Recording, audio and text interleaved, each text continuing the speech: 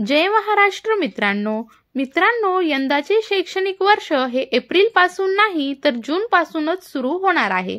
यासोबतच सीबीएसईच्या धर्तीवर यंदापासून पहिलीचा अभ्यासक्रम तयार केला जात असून त्या संदर्भातील अंमलबजावणी ही होणार असल्याची माहिती शालेय शिक्षण विभागाकडून देण्यात आलेली आहे। तर मित्रांनो, याविषयीची सविस्तर अशी माहिती आपण या व्हिडिओच्या माध्यमातून जाणून घेण्याचा प्रयत्न करणार आहोत। त्यामुळे व्हिडिओ नक्की शेवटपर्यंत पहा आणि आपल्या चॅनलवर पहिल्यांदाच आला असाल तर चॅनलला सबस्क्राइब करून घ्या, जेणेकरून अशाच प्रकारचे नवनवीन व्हिडिओ तुम्हाला या ठिकाणी भेटत राहतील।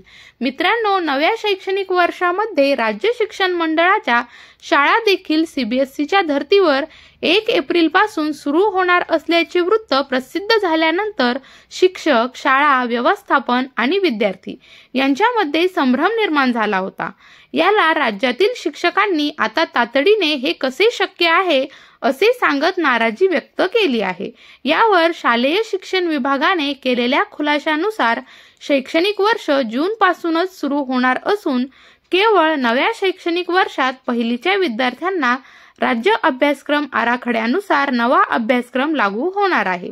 या अभ्यासक्रमाची आखणी सीबीएसईच्या धर्तीवर केली असून हा बदल वगळता शाळांच्या वेळापत्रकामध्ये काहीही बदल झालेला नाही। याबाबत राज्याचे शिक्षण आयुक्त सचिंद्र प्रताप सिंह यांनी शाळांच्या वेळापत्रकामध्ये यंदा तरी असा कोणताही बदल होणार नसल्याचे स्पष्ट केले आहे। शिक्षण विभागाच्या राज्यमंत्र्यांनी सांगितल्याप्रमाणे पहिली आणि शक्य झाल्यास इयत्ता दुसरीसाठी NEP लागू करणे म्हणजेच राज्य अभ्यासक्रम आराखड्यानुसार नवी पुस्तके आणि बदललेल्या पद्धतीने शिक्षण देणे हा बदल होणार आहे। तथापि शाळा नेहमीप्रमाणे जून महिन्यातच सुरू होणार आहेत असे देखील त्यांनी स्पष्ट केले आहे।